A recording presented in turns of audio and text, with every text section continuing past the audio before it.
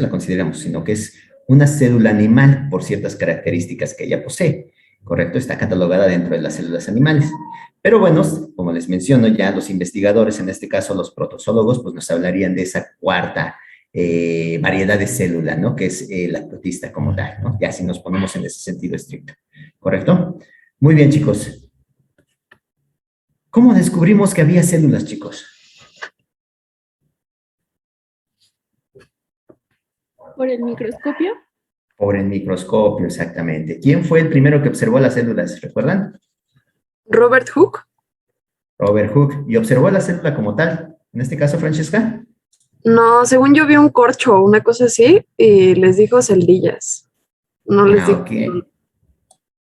Ok, ¿no? Entonces, pues, si ustedes recuerdan, bueno, platicábamos la clase pasada que él había observado a cierto punto lo que es la corteza del alcornoque, en este caso, que es el corcho, y bueno, lo que él supuso que eran esas sencillas, pues prácticamente eran las paredes celulares ya de esa corteza del árbol, ¿no? Células muertas, ajá, lo que él denomina celdillas como tal. ¿Correcto, chicos? Y bueno, para poder, en este caso, ya definir muy bien lo que era célula, chicos, pues tuvieron que suceder muchos todavía avances, ¿no? A lo largo de todo ese tiempo como tal, ¿correcto? Vamos a compartir una pequeña presentación. Ajá.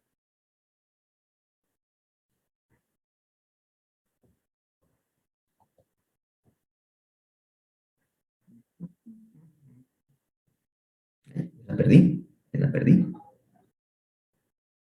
Permítanme.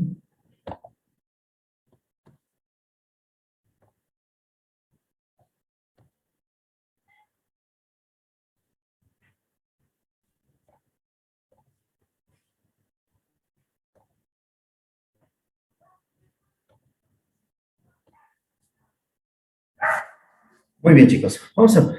Me dicen si se ve la pantalla, por favor. Sí se ve. Sí se ve. Sí se ve.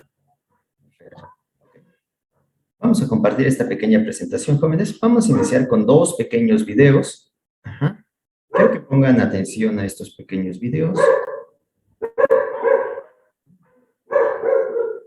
Okay. Por favor, déjenme checar esto. Ustedes me dicen si se escucha el sonido. ¿Se escucha? Sí se escucha, sí se escucha. Ok, perfecto.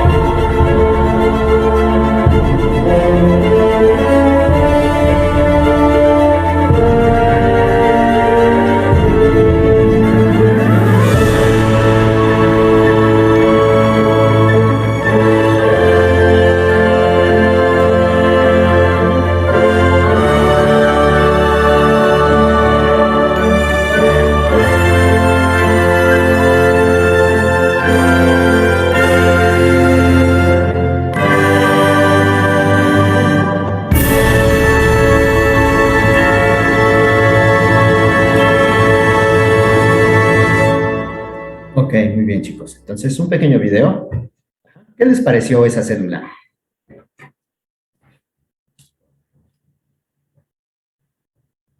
¿Qué me pueden platicar de lo que vieron en el video?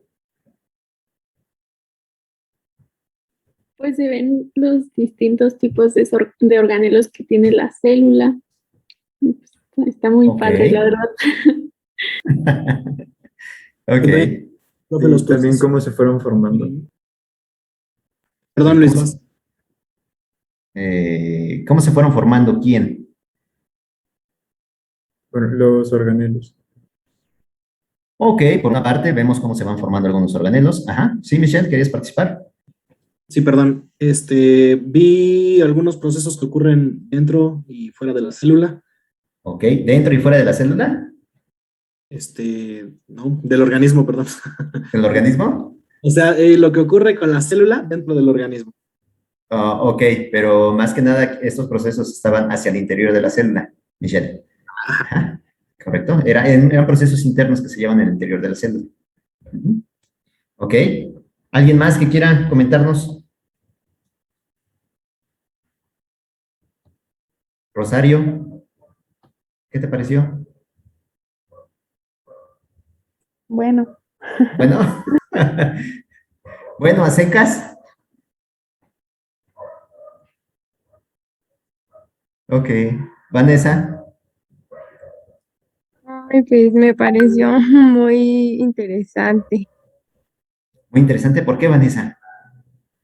Pues no sé, como tal vez la manera en la que podría trabajar la célula interiormente, pues no sé, se me hace muy interesante. Y creo que lo muestra dentro cuando se da la separación de la célula madre. Ok, muy bien, Vanessa. Eder, Estuvo interesante. No sé si fui yo, pero bueno, vi una parte del video que estaba bueno, que eran como dos bolitas que se estaban como que separando. Yo a lo mejor relacionaría eso con la bipartición, creo, pero no sé si esté bien. ok, ok, ok. Bueno, pero estábamos hablando más que nada vacuolas, ajá.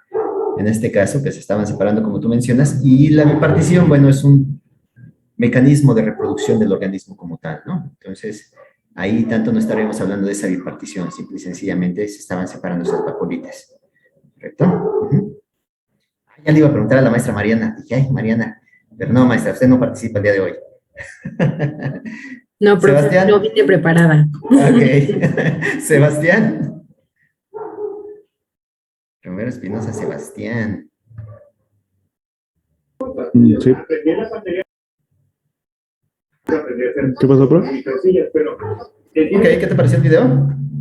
Pues interesante, aunque como no sé si sea yo, pero la imagen en algunos momentos se me congelaba, pues no lo pude apreciar del todo. Ok, correcto. Ajá, sí, por ahí pueden ser problemas de conectividad, ajá, de conexión en este caso. Ajá, perfecto. Bueno, entonces este video pues nos habla un poquito de el funcionamiento, ¿no? De esa célula, ¿no? Si nos vamos al inicio del video, pues nos muestra incluso la morfología de la célula. Ajá, nuestro video representaba una célula animal que no tiene una morfología muy bien definida, es un poco esférica, pero no es completamente esférica, entonces eso tiene que ver con las estructuras que la están formando, más que nada, ¿no? Y como ustedes mencionaban en algún momento dado, pues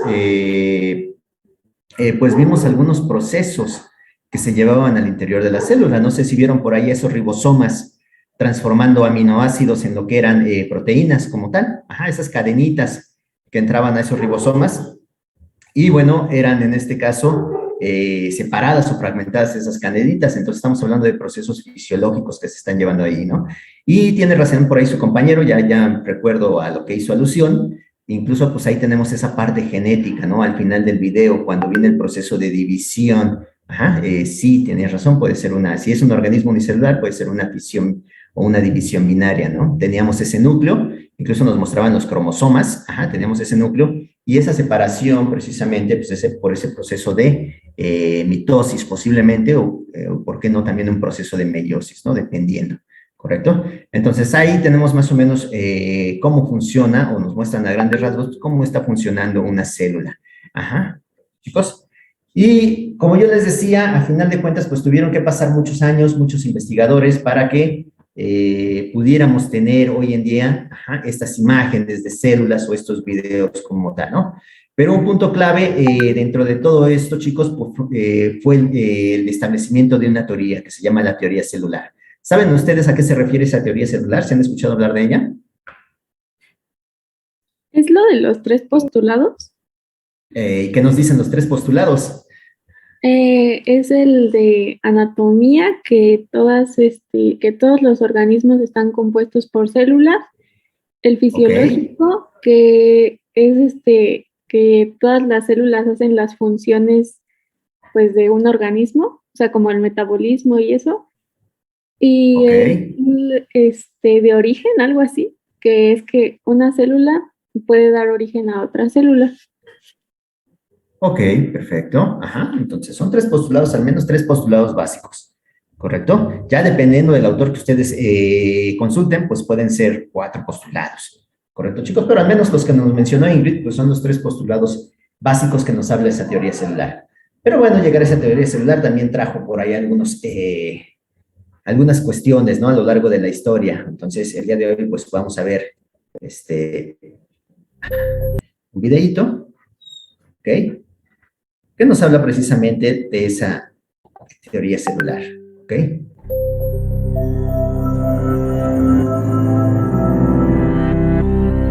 Sí, se escucha el audio, ¿verdad, chicos?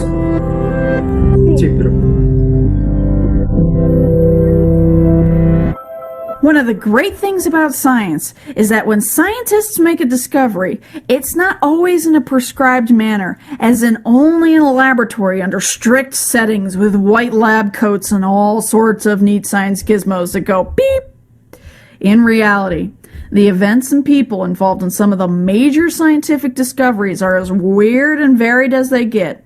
My case in point, the weird history of the cell theory. There are 3 parts to the cell theory. 1. All organisms are composed of 1 or more cells.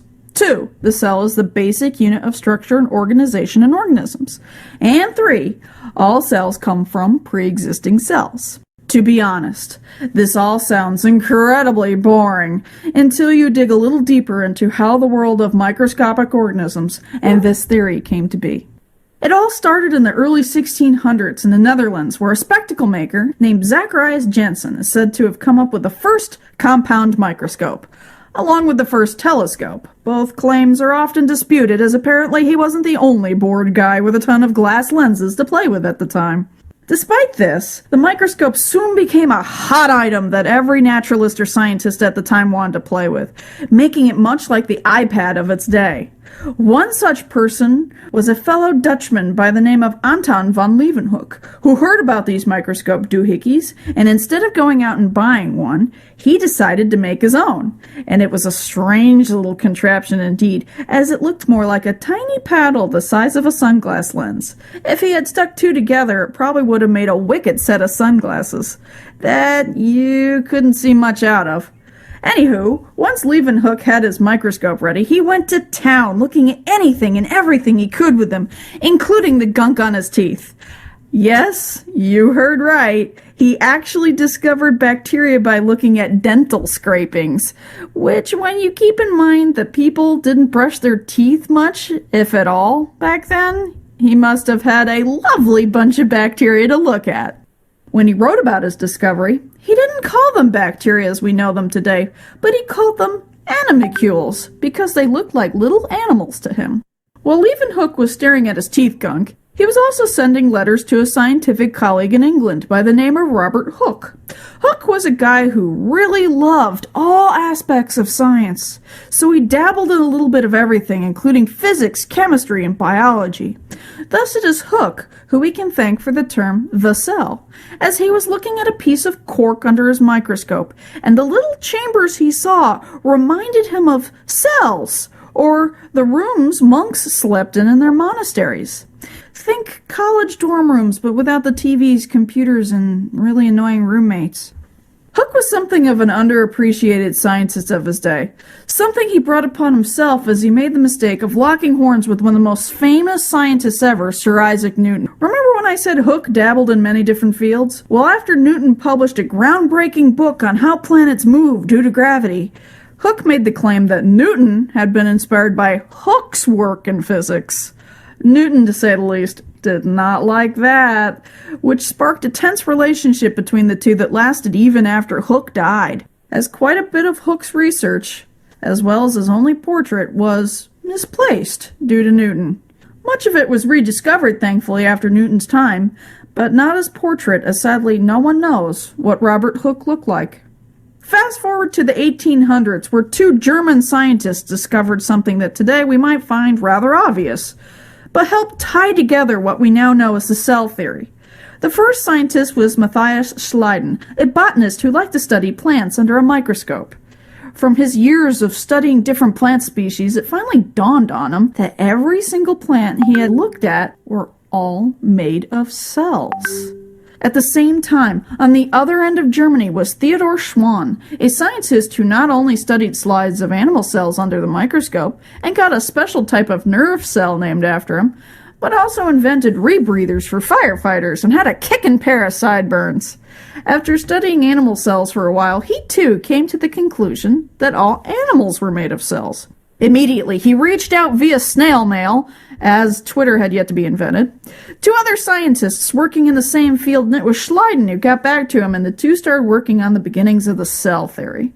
A bone of contention arose between them, as for the last part of the cell theory, that cells come from pre-existing cells, Schleiden didn't exactly subscribe to that thought, as he swore cells came from free cell formation, where they just kind of spontaneously crystallized into existence. That's when another scientist, named Rudolf Virchow, stepped in with research showing that cells did come from other cells. Research that was actually, how to put it, borrowed without permission from a Jewish scientist by the name of Robert Remak, which led to two more feuding scientists. Thus, from teeth gunk to torquing off Newton, crystallization to Schwann cells, the cell theory came to be an important part of biology today. Some things we know about science today may seem boring, but how we came to know them is incredibly fascinating. So if something bores you, dig deeper. It's probably got a really weird story behind it somewhere.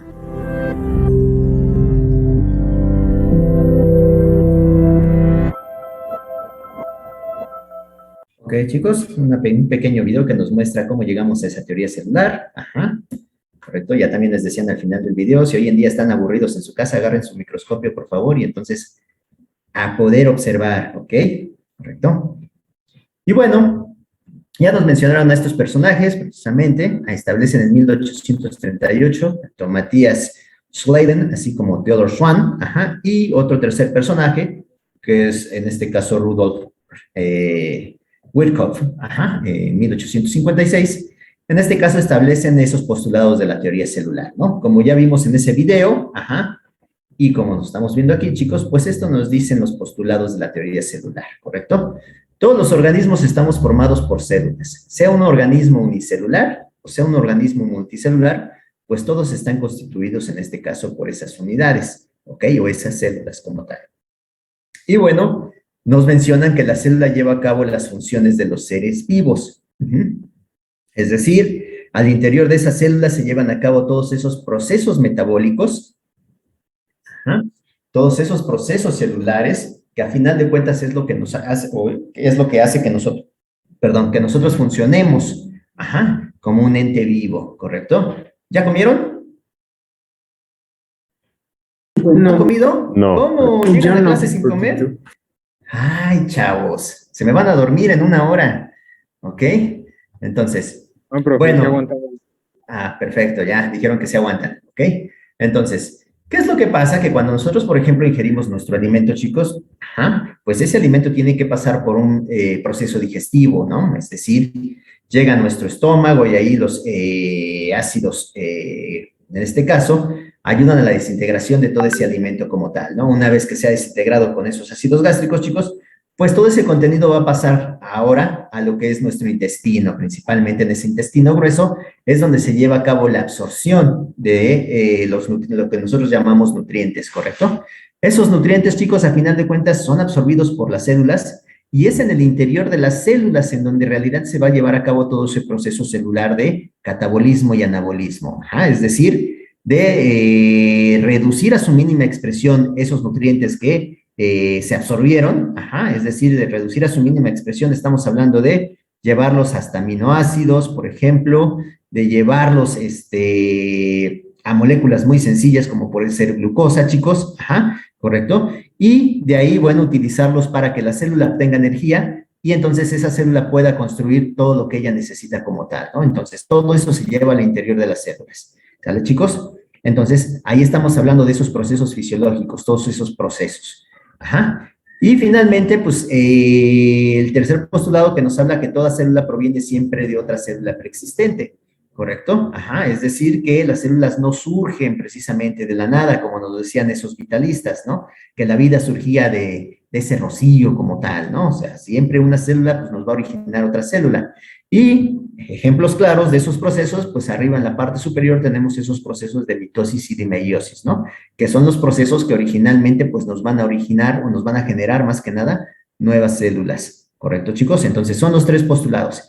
Y abajo tenemos ejemplos de los organismos, tanto unicelulares como pluricelulares, ¿correcto? Con unicelular, pues no tenemos problema, ¿no? En identificarlo, un organismo constituido por una sola célula. Y lo tenemos en este caso en la imagen inferior de la izquierda, ¿no? Un clostridium que está aquí tranquilamente. Ajá, todo esto es un solo organismo, ajá, constituido por una sola célula. Esta célula incluso aquí al centro tiene su núcleo, ajá, que lo estamos viendo aquí.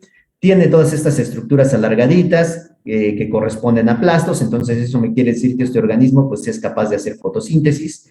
Tiene su cubierta externa, que en este caso es una pared celular, si hablamos plastos, estamos hablando por lo general de un organismo vegetal, y bueno, tiene vacuolas en los extremos que sirven para almacenar sustancias, ajá, e incluso tiene estas pequeñas estructuras un poco discoides sobre el plasto, que se conocen como pirenoides, y bueno, su función es almacenar lo que el plasto está produciendo, en este caso, almacenan almidón, ¿no? Que es un producto de la fotosíntesis como tal, ¿no?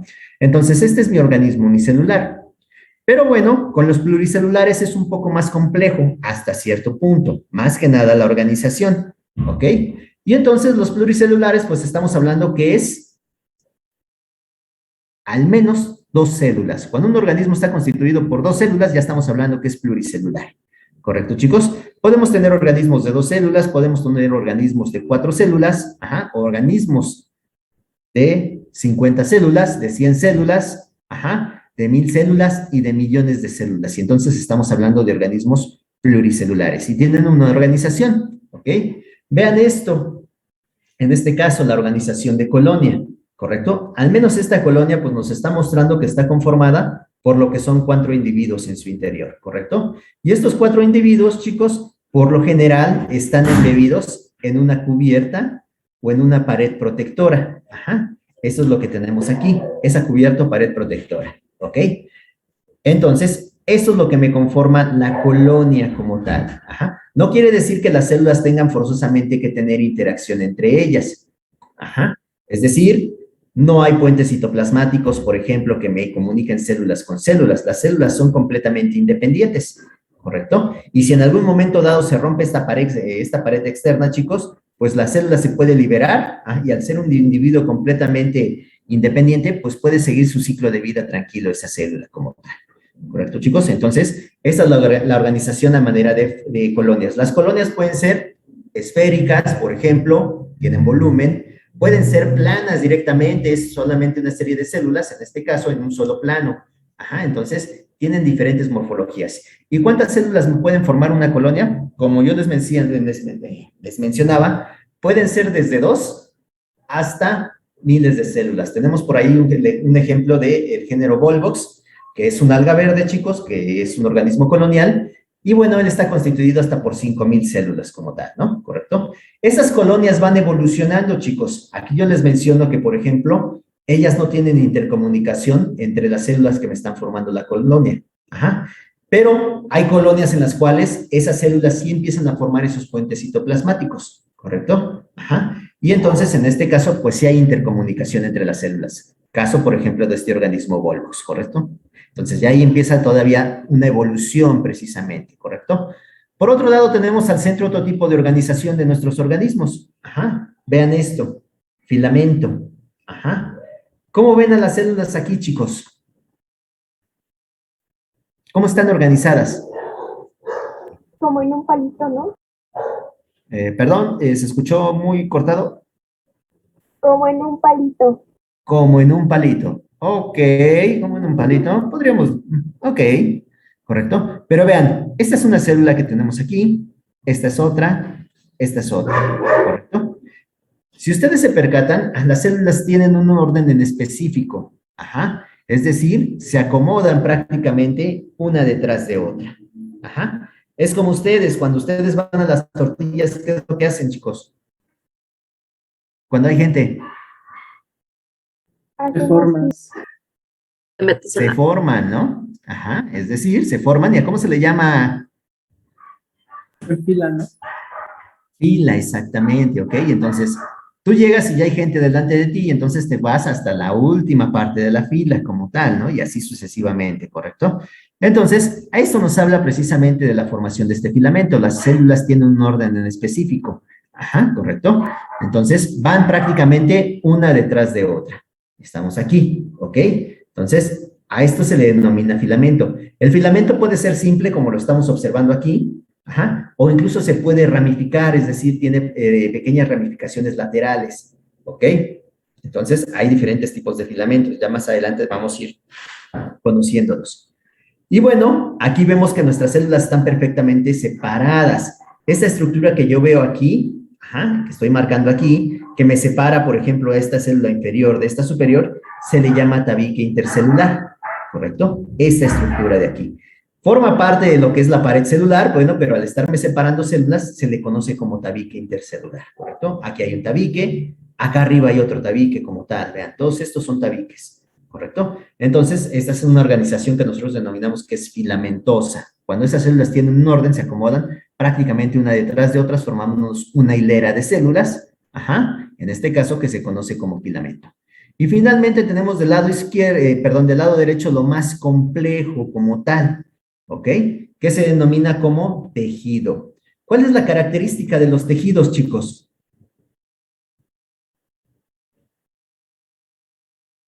¿Podría ¿Por ser qué un solo tipo de célula? ¿O Eh, un conjunto de tipos de células? Cualquiera de las dos, no recuerdo bien. Ok, por ahí va, por ahí va. Ajá. Pero ¿por qué se denomina un tejido a todo ese conjunto de células? ¿Qué tienen en particular? ¿Son iguales? Que Ok, forman órganos. que forman órganos. Sí, es cierto, forman órganos, pero hay alguien mencionaba por ahí que son iguales. ¿Iguales en qué? ¿Funcionan para lo mismo? Ok, funcionan para lo mismo o Sí, me incluso refiero a pueden eso. tener las mismas formas como tal, ¿no? Aquí nuestra imagen, por ejemplo, nos está formando, nos está permitiendo ver esto que es un tejido epitelial, de lo que son las vellosidades del intestino. Este tejido epitelial, si ustedes se dan cuenta, estas celulitas aquí, estos son los núcleos, cada uno de estos es un núcleo de una célula. No se alcanza a observar muy bien, pero vemos las membranas celulares aquí, y entonces me deja ver que mis células prácticamente son alargaditas, ¿correcto? Si yo comparo, por ejemplo, esa morfología de mi célula que es alargadita con una figura geométrica, pues podré decir que quizá mis células tienen una morfología cilíndrica, si yo lo vería en tercera dimensión. Ajá, correcto, entonces serían cilíndricas. Aquí quizá yo podría decir, pues son rectangulares, son alargadas, ¿no? Más largas que anchas, entonces me forman un rectángulo como tal, ¿no? Pero originalmente, bueno, podríamos decir que son cilíndricas como tales, ¿no? Entonces, todo esto me forma un tejido como tal, que como mencionaba su compañero, pues este tejido epitelial tiene la misma función en todas las células cumplen la misma función, que es en este caso de protección como tal y de absorción de nutrientes como tal, ¿no? Muy distinto, por ejemplo, a las células que están aquí, que es un tejido ya conjuntivo. Se pierde completamente la forma si ustedes se percatan, ¿no? Entonces, esa es una de las características de los tejidos. Otra de las características de los tejidos, chicos, es que las uniones celulares son muy fuertes, ¿correcto? Aquí en los filamentos, incluso como nosotros veíamos en las colonias, puede haber intercomunicación entre las células. Ajá, puede haber incluso pequeños poros, ajá, que en algunos casos se conocen como sinapsis, por ejemplo, en las algas se conocen como sinapsis, en los hongos se conocen como septos, chicos, ajá, en este caso. Y bueno, como poros, y están separados por septos en los hongos, chicos. Y en este caso, de los tejidos, las uniones celulares son mucho más fuertes como tal, ¿no? ¿Por qué? Porque hay que mantener a todo ese conjunto de células unido, con fuerza. Ajá. Que no me llegue, por ejemplo, ¿qué les gusta? Un pequeño raspón con mi pluma, con mi cuadernito, que me roce mi mano y entonces se desprenda mi epitelio, ¿no?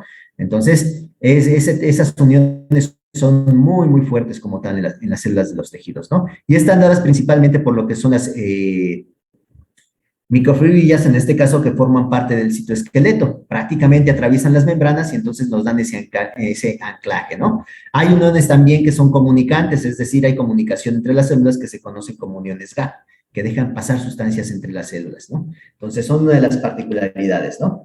Entonces, a lo largo de todo nuestro curso, chicos, pues nosotros vamos a trabajar con estos organismos, unicelulares y pluricelulares como tal, ¿correcto? Entonces, vamos a ver esas organizaciones, ¿ok? Y bueno, a final de cuentas, chicos, pues todos los seres vivos estamos constituidos, en este caso, por células como tal, ¿correcto? Pero vean estos datos de aquí también, chicos, Los seres vivos, bueno, al menos tenemos otros elementos en este caso, estamos constituidos de estos elementos, ¿no? Agua, como molécula de agua, y bueno, llega a representar hasta el 70% de la masa celular. Y una de las características de esas moléculas de agua es que por lo general siempre están formando puentes de hidrógeno para mantenerse estables como tal, ¿no? Tenemos también iones inorgánicos, 1% o menos de la masa celular. Y esto estamos hablando de 1% menos de esa masa celular en peso seco de nuestra masa celular, ¿ok? Y esos iones inorgánicos son muy importantes porque están implicados en el metabolismo celular. Juegan un rol muy, muy importante. ¿Qué iones inorgánicos conocen ustedes que son importantes en esos procesos celulares, chicos? El sodio y el potasio. Sodio y el potasio, por ejemplo, en esa famosa bomba sodio y potasio. ¿Qué otros iones inorgánicos, chicos? El carbono, el azufre. Ok, pero el azufre puede ser el carbono, sí, también. El fósforo. Ok, el fósforo, El calcio. pero inorgánicos completamente. Por ejemplo, el magnesio, ¿no? Es muy importante para la fotosíntesis como tal, ¿correcto? El calcio como tal, muy importante para la mineralización de nuestros huesos como tal, ¿no? ¿Correcto? Y por otro lado, vean esto, tenemos las moléculas orgánicas. ¿Quiénes forman las moléculas orgánicas, chicos? ¿Qué elementos químicos? Carbono, hidrógeno. El chance. El CHOMS, ¿no? Carbono, hidrógeno, oxígeno, ¿qué más? Hidrógeno, fósforo y azufre. El famoso CHOMS, ¿correcto? Entonces ellos nos forman las moléculas, orgánicas, ¿ok? Y ellas llegan a representar entre el 80 y el 90% del peso seco de la mayoría de las células, ¿correcto? Y bueno, esas moléculas orgánicas, ¿con qué otro nombre las conocemos? ¿Biomoléculas? Como biomoléculas, ¿correcto? ¿Y cuáles son las biomoléculas, chicos? Que ustedes conocen. Las proteínas. Ok. De los carbohidratos y los lípidos. Ok, proteínas, carbohidratos, lípidos. Llevamos 3, nos falta por ahí una. Aminoácidos. ¿Aminoácidos? No, los aminoácidos no. Los aminoácidos en algún momento dado van a constituir una biomolécula, van a ser un constituyente de una biomolécula, que serían las proteínas. Los fosfolípidos, a final de cuentas, son lípidos, ¿correcto? Pero por ahí nos hace falta una cuarta biomolécula muy importante en la célula. ¿Nucleótidos? ¿O no? Ok. ¿No son los carbohidratos? No, los carbohidratos ya por ahí nos mencionaron, pero más que nada, los nucleótidos que Las bases nitrogenadas, ¿no? Ok, nucleótidos, bases nitrogenadas, pero los nucleótidos y las bases nitrogenadas, ¿qué nos van a formar a final de cuentas? Los famosos, ¿qué? Ácidos nucleicos. Ácidos nucleicos, ¿correcto? Entonces, esas son las 4 biomoléculas que al menos constituyen a todos los seres vivos, ¿correcto? Ajá. Entonces, esas biomoléculas son moléculas orgánicas que mencionamos aquí. Y aquí están, chicos, vean esto, ¿ok? Las biomoléculas, chicos. Ajá. Moléculas que se encuentran exclusivamente en la materia viva, es decir, están constituyendo a todos los seres vivos. Desde ustedes, ajá, hasta a su mascota, ya sea su perrito, su gatito, su hámster, su víbora, su tarántula, ajá, hasta la pulguita que tiene esa mascota, ajá, exacto, hasta esa garrapatita que está en la mascota también, ¿correcto? Hasta ajá, esos organismos unicelulares que incluso tiene nuestra mascota sobre su pelo o que incluso tenemos nosotros también, ¿correcto? Todos ellos están constituidos por estas biomoléculas, ¿ok?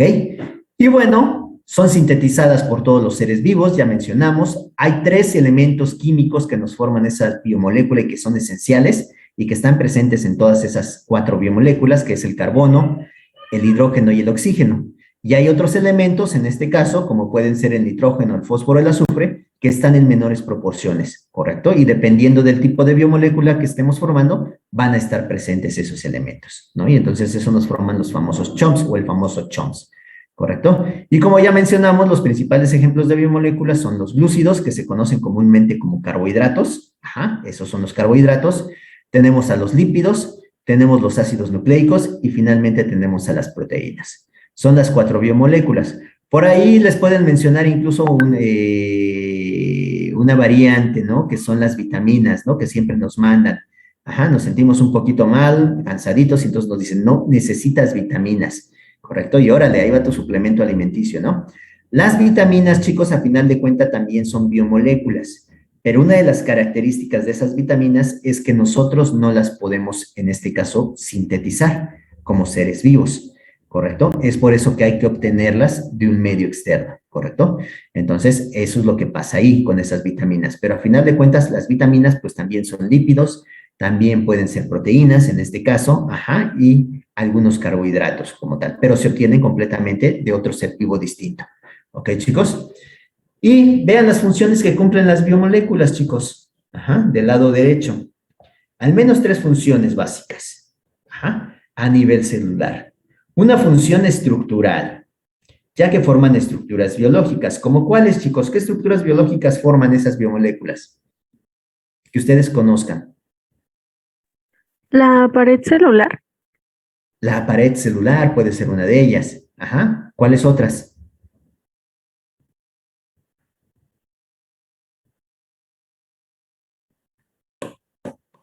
¿Cuáles otras?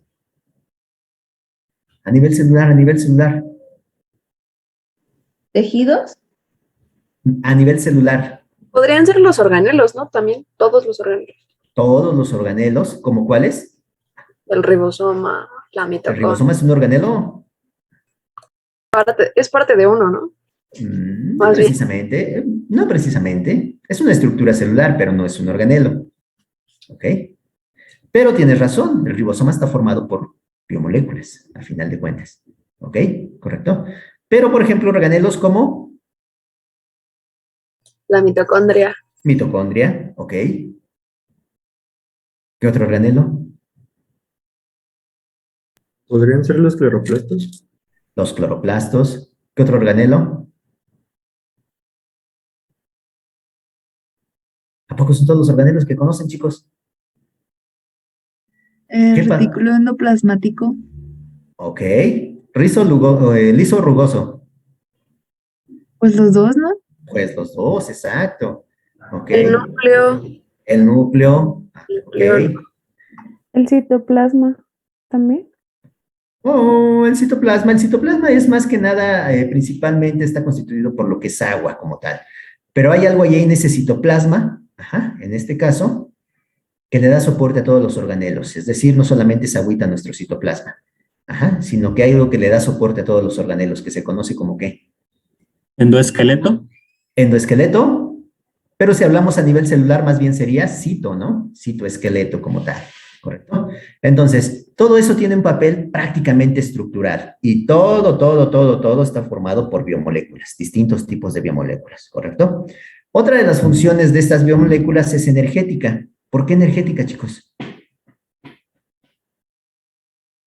Porque sirven de reserva, como los carbohidratos. Los carbohidratos son de reserva, ¿ok?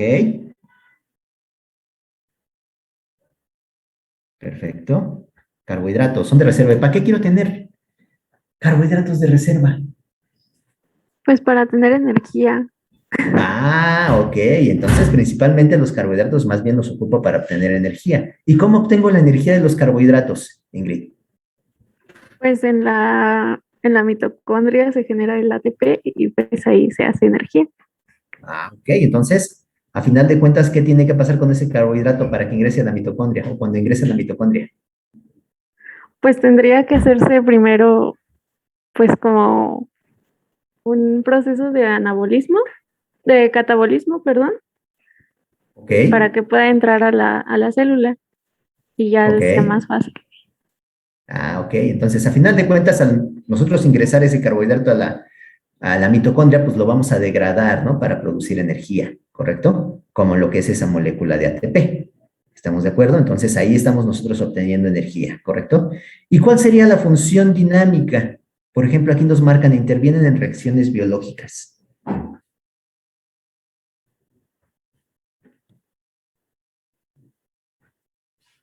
Función dinámica. ¿Qué biomoléculas ustedes conocen que intervengan en reacciones biológicas? Les voy a dar una pista. Ajá. ¿El ARN? Sí, fíjate que el ARN puede en algunos casos actuar en esas o interviene en esas reacciones biológicas. Pero hay otras moléculas, otras biomoléculas todavía mucho más importantes para eso. Ajá. ¿Y qué es lo que hacen? Aceleran las reacciones químicas. Las enzimas. Para que una reacción, así es, ajá, que puede tardar mucho tiempo en llevarse, se lleve en fracciones de segundo. Entonces, esas enzimas están interactuando en todas esas reacciones biológicas y entonces decimos que tienen una función dinámica como tal, ¿correcto? Entonces, ahí tenemos al menos, ajá, las tres funciones que cumplen nuestras biomoléculas como tal, ¿correcto, chicos? ¿Podemos cambiar la diapositiva? Ya la cambié. No, profe. Ok. Ok, rápidamente, ok. Recuerden, esto ya también ustedes lo tuvieron que haber leído, chicos. Ajá. Ya, profe. Entonces, esto es así Gracias. como que nada más para ir recapitulando entre todos, ¿ok, chicos? Entonces, carbohidratos, ¿no? Como su nombre lo dice, pues están constituidos por carbono y en este caso hidrato, haciendo alusión a la presencia de agua como tal, ¿no? Comúnmente se conocen como azúcares, en este caso es el nombre común que nosotros les damos, ¿ok? Pero eso hace alusión más que nada a aquellos carbohidratos que en algún momento dado, cuando nosotros los ingerimos, pues nos generan un sabor dulce. Ajá, hay diferentes tipos, ¿no? Por ejemplo, esa sacarosa, ajá, en este caso que está constituida por glucosa y fructosa, pues nos da ese sabor dulce, ¿no? Y que está presente en muchas de nuestras frutas que nosotros consumimos como tal, ¿no?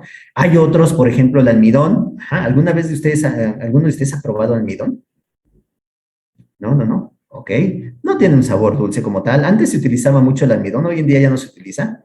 Pero me acuerdo que mi abuelita, pues planchaba con ese almidón, ¿no? Almidonaba prácticamente la ropa de mi abuelo, ¿correcto? Entonces, alguna vez de niño, pues ya saben, uno travieso, pues lo prueba y pues no tiene un sabor dulce como tal, ¿no? Y bueno, hay otros carbohidratos que en esas funciones estructurales, como ustedes mencionaban, que forman las paredes celulares, ¿no? En este caso, ¿no? De celulosa, ¿correcto? Ustedes se comen su espinaca, por ejemplo, se comen, ¿qué les gusta? Su lechuga, ajá. Y bueno, pues no tiene un sabor dulce como tal, ¿no? Esas cubiertas como tal, ¿no? Pero bueno, hay algunos de ellos que sí lo tienen, ¿correcto? Y entonces, estos son nuestros carbohidratos.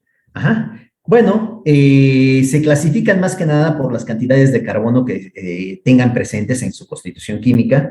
Hay carbohidratos constituidos por 3 carbonos, hay algunos de 5 carbonos, de 6 carbonos, de 7 carbonos, ¿correcto? Y bueno, la molécula que nosotros utilizamos para obtener energía, pues es esta de aquí, esta de 6 carbonos, comúnmente conocida como glucosa, ¿ok? Cuando nosotros o cuando nuestras células más que nada degradan esta glucosa a través de ese ciclo de Krebs, a través de esa glicólisis, ajá, ¿correcto? Lo que se obtiene es dióxido de carbono, agua y finalmente energía, que está representada en una molécula de ATP, esa energía, ¿correcto? Entonces, esa es la importancia de esta glucosa más. Ajá, ¿correcto? Ahora, los carbohidratos, algo muy importante, chicos. son la fuente principal de energía. Ajá, son la fuente principal de energía. Es la primera biomolécula que nuestro organismo va a empezar a degradar para obtener energía, ¿correcto? Y, ajá, hay carbohidratos en este caso que pueden estar constituidos por cadenas muy largas. Entonces, lo que nuestra célula tiene que hacer es degradar esas cadenas hasta obtener finalmente esta pequeña cadenita de 6 carbonos conocido como glucosa, que es la que va a entrar a esa respiración celular y nos va a brindar la energía. ¿Ok, chicos? Entonces, es la fuente principal de energía. ¿Podemos tener reserva de carbohidratos? Por supuesto que sí. Ajá. Es decir, no todos los carbohidratos que ingresan a nuestro cuerpo, pues inmediatamente se aprovechan por la célula. Tenemos reservas. Un ejemplo de ello es ese glucógeno que nosotros almacenamos en nuestro hígado. ¿Ok? Si no hay suministro adecuado de glucosa o de carbohidratos en algún momento dado, pues nuestro organismo empieza a degradar ese glucógeno para obtener la energía como tal. ¿Correcto? Entonces, estos son los carbohidratos. Y estos son los lípidos, chicos. Vean, son muy heterogéneos. Hay diferentes tipos de lípidos, chicos. Una de sus características es que no son solubles en agua, ¿ok? Tienen que ser solubles principalmente en solventes orgánicos, como los que mencionan abajo, ¿correcto? Y vean esto, están constituidos al igual que los carbohidratos, como mencionamos, o como todas nuestras demás biomoléculas. Tienen 3 elementos principales, que es el carbono, el oxígeno y el hidrógeno, ¿ok? Y dependiendo del tipo de lípido que se esté formando, pues pueden estar presente fósforo, nitrógeno y azufre. Aunque en su mayor proporción está presente el fósforo o el azufre. El nitrógeno está en muy bajas proporciones. El nitrógeno se utiliza para formar principalmente lo que son otras biomoléculas que ahorita vamos a ver más adelante, ¿ok? Y esto es muy importante. Los lípidos, chicos, son la reserva de energía de nuestras células, ¿correcto? Ajá. Ellos son la reserva de energía. Sí es cierto, el hecho de degradar un lípido como tal, o que nuestras células degraden un lípido, chicos, a final de cuentas va a producir el doble de energía que si mi célula degradara una molécula de glucosa, ¿correcto? Pero los lípidos no están o no son diseñados principalmente para proporcionar energía a nuestras células. Ellos están diseñados para cumplir otras funciones, principalmente estructurales, ¿correcto? Es por eso que ellos son la energía, son la reserva, no es la fuente principal. ¿Ok, chicos? Entonces, aquí tenemos esto. Estos son al menos los 3 tipos de lípidos que nosotros podemos encontrar, ¿ok? En todo ser vivo. Por un lado tenemos los triglicéridos. La forma más sencilla de un lípido, chicos, son los famosos ácidos grasos, ¿ok? Que no es más que una pequeña molécula de carboxilo unido a una cadena carbonatada de más o menos como 18, 20 carbonos, chicos. Y entonces esa es la forma más sencilla, ¿ok? Es un ácido graso. Ahora, los triglicéridos, ajá, en este caso, es una molécula de glicerol a la cual se van a adherir precisamente en esos 3 carbonos que me forman la molécula de glicerol, se van a unir 3 ácidos grasos. Ajá, eso es lo que me forman los famosos triglicéridos, ¿ok? Y bueno, la principal función de estos triglicéridos es esa reserva energética, ¿correcto? Pero también cumple otras funciones, como puede ser protegernos precisamente de bajas de temperatura, es por eso que decimos que esos ositos polares que están en aquellas regiones árticas, pues tienen que tener su reserva de grasas, ¿no? Porque esos triglicéridos, pues los van a proteger precisamente de esas temperaturas, ¿ok? Pero también funcionan para proteger contra golpes como tal, ¿no? ¿Correcto? Cuando nosotros estamos excedidos en peso, chicos, ajá, y entonces es muy evidente esa pequeña llantita, lonjita, como le quieran llamar, por ejemplo, en mi caso, ajá, que soy gordito y tengo lonjita, chicos, cuando yo voy al doctor para tratar de controlar mi peso, lo primero que me va a decir el doctor es, ok, te vamos a retirar lo que son azúcares, te vamos a retirar lo que son harinas, ¿correcto? Los azúcares y las harinas, ¿qué son a final de cuentas, chicos? ¿Carbohidratos? Triglicéridos y lípidos. No. ¿Qué serían? Por ahí ya lo mencioné alguna de sus compañeras. Carbohidratos. Carbohidratos. Se escuchó un poco cortado, pero son carbohidratos. Todas las harinas, a final de cuentas, están formadas por carbohidratos. ¿Ok? ¿Qué es lo que pasa? Me están retirando la fuente de carbohidratos. ¿Correcto? Entonces, ya no hay de dónde mi organismo en algún momento dado, si yo ya sigo al pie de la letra esa dieta, ajá, mi organismo pues ya no va a poder obtener esa glucosa de los azúcares o de las harinas que yo antes consumía, ¿correcto? Lo que va a hacer es que va a empezar a jalar la glucosa de ese glucógeno que está almacenado, por ejemplo, en mi hígado, y bueno, lo va a empezar a consumir. Pero si yo sigo esa dieta estricta, como tal, y por un periodo de tiempo más o menos prolongado, ¿qué es lo que va a suceder? Que ese glucógeno en algún momento dado o esa reserva de carbohidratos se va a agotar. Y entonces, ¿de dónde va a empezar a obtener la energía mi organismo? Pues entonces va a empezar a degradar esos triglicéridos, ¿ok? Va a empezar a jalar esa grasita precisamente que me forma mi lonjita y es cuando yo veo resultados en mi dieta, ¿no? Yo veo y digo, ay, pues ya bajé de peso, ya bajé mi lonjita, ya me queda mi pantalón, pero es porque mis células empiezan a degradar lo que son ese tejido adiposo, ¿no? Que le llamamos tejido adiposo, ¿correcto? O esa grasita, que está constituido principalmente por triglicéridos, ¿ok? Entonces, ellos son esa reserva de energía. La otra función es la estructural y quizás la más importante dentro de lo que son los lípidos, chicos, ¿ok? Ya vimos que todos los organelos celulares, están constituidos por lípidos como tal, ¿correcto? Nos forman esas bicapas en las membranas celulares y la mayoría de los organelos celulares, ya sea un núcleo, su membrana nuclear más que nada, ya sea un retículo endoplásmico, ya sea un retículo, un aparato de Golgi, ya sea una pequeña vacuola, una vacuola contráctil, o ya sea un lisosoma o un peroxisoma, chicos, pues todos ellos están formados por esta doble capa fosfolipídica como tal, ¿no? Entonces, esa es la función estructural. Los fosfolípidos, chicos, no varían mucho en cuestión estructural de los triglicéridos. Sigue siendo esa molécula de glicerol, chicos, pero a diferencia de estos triglicéridos donde se unían precisamente lo que eran los 3 ácidos grasos, ahora para formar un fosfolípido simple y sencillamente se van a unir 2 ácidos grasos y en el tercer carbón de la molécula de glicerol se va a unir el grupo fosfato, ¿correcto? Eso es como está constituido un fosfolípido. Esos fosfolípidos, chicos, pues a final de cuentas tienen esa característica que le llaman anfipática. Es decir, sí tienen cierta atracción hacia los solventes polares, como es el agua, pero también tienen cierta fobia, precisamente, a esos solventes como tal, ¿correcto?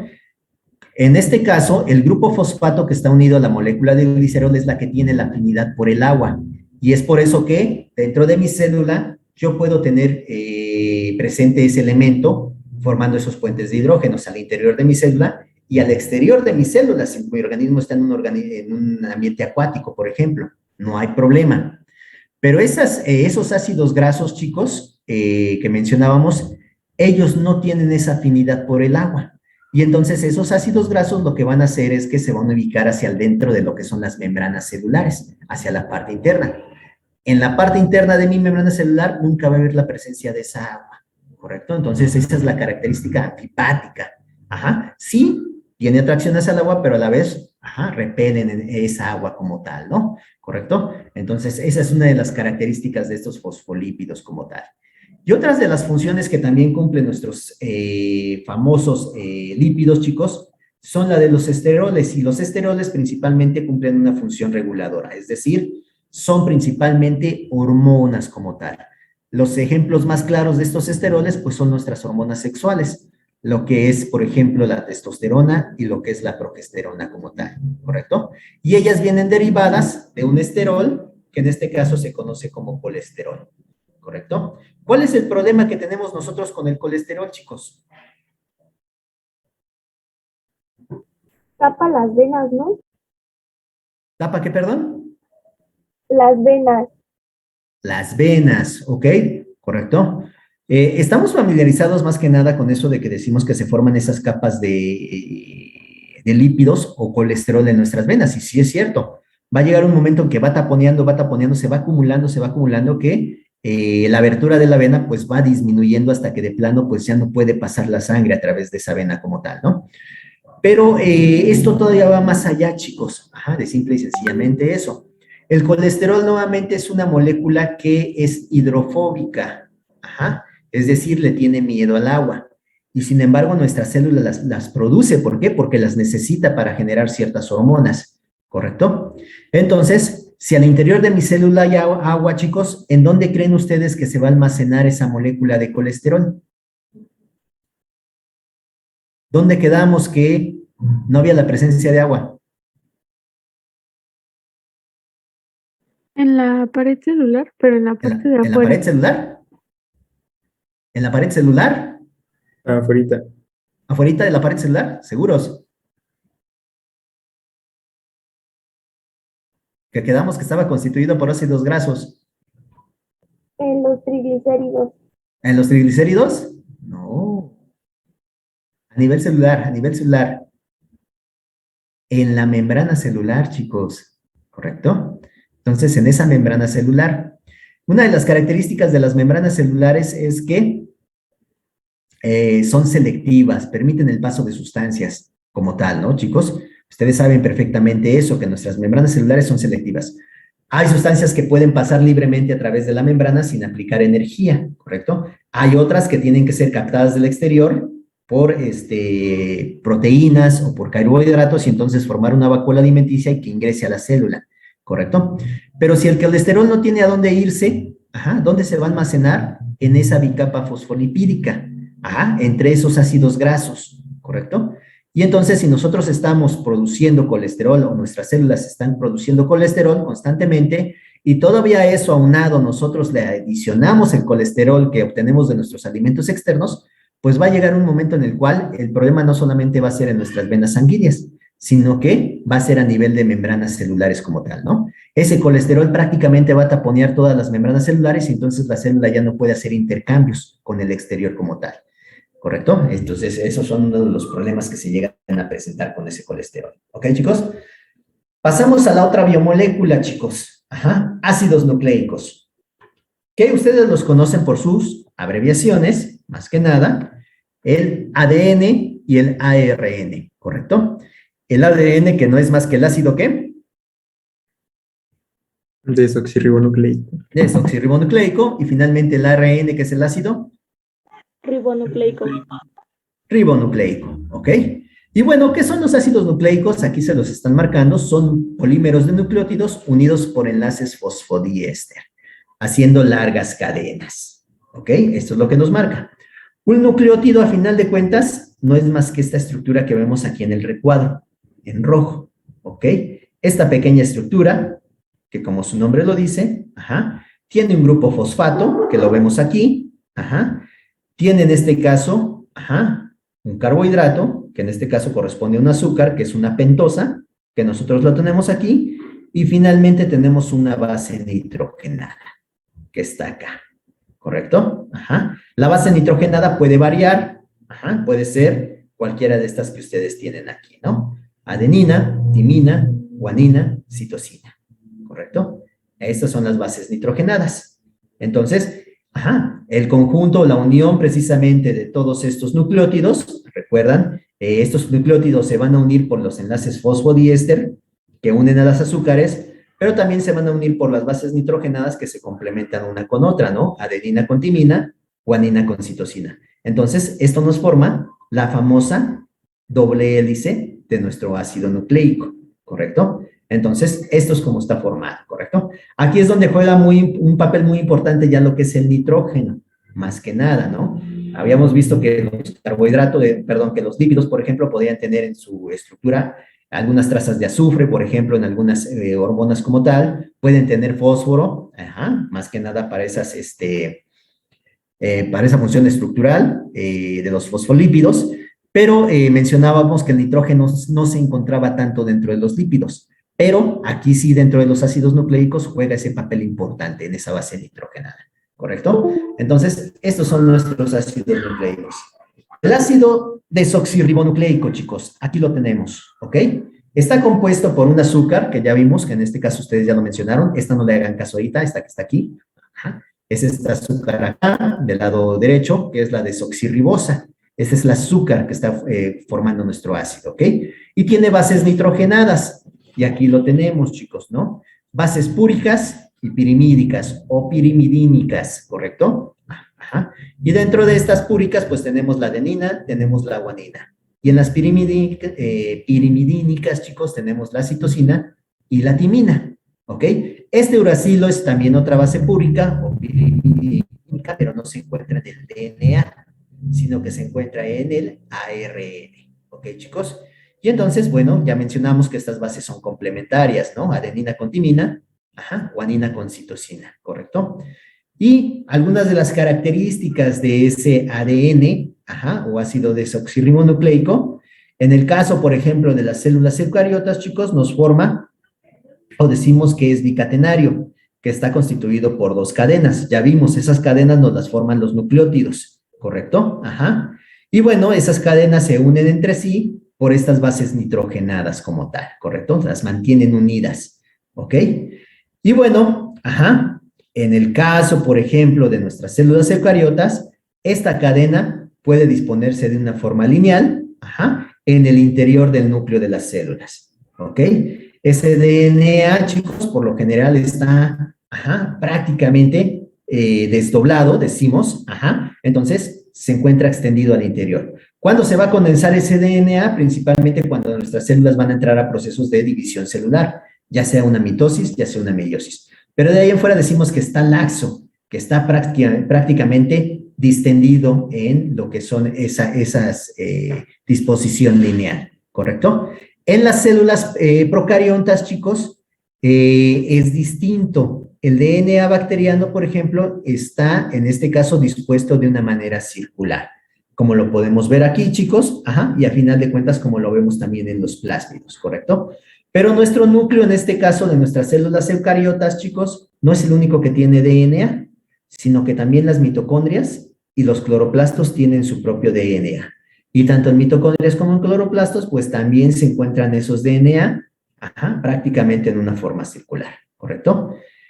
Y bueno, a final de cuentas, el DNA porta la información necesaria para el desarrollo de todos los organismos. Es decir, toda la información que me va a constituir a un ser vivo está plasmada en esta molécula como tal, ¿correcto? Y entonces, ahí es donde encontramos las instrucciones también para que nuestras células realicen las funciones que necesitan. ¿Correcto, chicos? Esas son algunas de las funciones. Almacena, chicos, del lado derecho, dentro de las funciones, por supuesto, ¿no? Ya mencionamos que no es todo nuestro material genético se encuentra en ese DNA. Transmisión, ¿por qué tendrá la función de transmisión, chicos? Al momento de reproducirse. Perdón, ¿se escuchó un poco cortado? Al momento de reproducirse.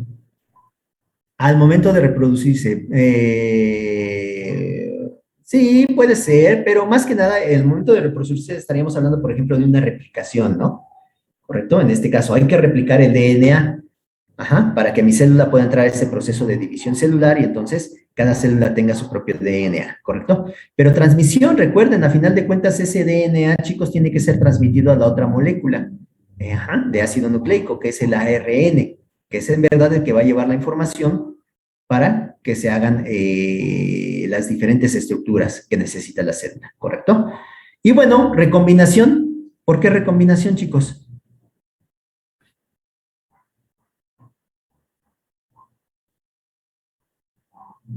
¿Por qué cumple la función de recombinación ese DNA?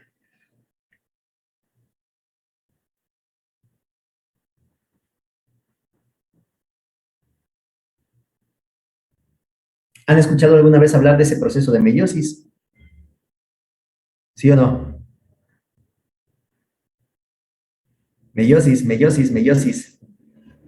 Podría decir porque, bueno, cuando se da la meiosis, lo primero que se hace es que se separan y luego se vuelven a unir, ¿no? Entonces a esa unión se le podría decir que se recombina.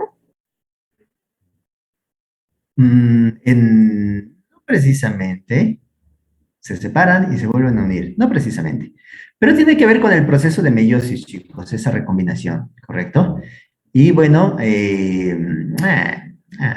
nos vamos a dejar de tarea, que lo lean, ¿ok? Porque de todos modos lo vamos a ver más adelante, para la siguiente sesión al menos. ¿Ok, chicos? Entonces anótenlo ahí. Recombinación, función de DNA en el proceso de recombinación de meiosis. ¿Ok, chicos? ¿Puedo cambiar la diapositiva? Sí, maestro. Y este es el otro ácido nucleico, jóvenes, que ustedes conocen, o con los que estamos familiarizados, ¿ok? El ácido ribonucleico. Como su nombre lo dice, chicos, pues en este caso tiene un azúcar, que es la ribosa, que aquí la tenemos, ¿ok? Es una pentosa a final de cuentas, pero es ribosa, ¿ok? Y tiene bases nitrogenadas, que ya lo vimos en este caso, adenina, guanina, uracilo y citosina. La citosina está sustituyendo a la timina que está presente en lo que es el ADN, ¿ok? ¿Correcto? Y entonces, si cambiamos en este caso a un azúcar como tal y cambiamos una base nitrogenada, pues eso nos da diferencias entre la molécula de DNA y la molécula de ARN. Diferencias muy marcadas, por ejemplo, en lo que es la masa molecular, ¿correcto? Entonces, esas son algunas de las características. ¿Y cuántos tipos de ARN existen en la célula? Pues existen varios tipos, chicos, pero los más conocidos, los más estudiados, pues son al menos estos tres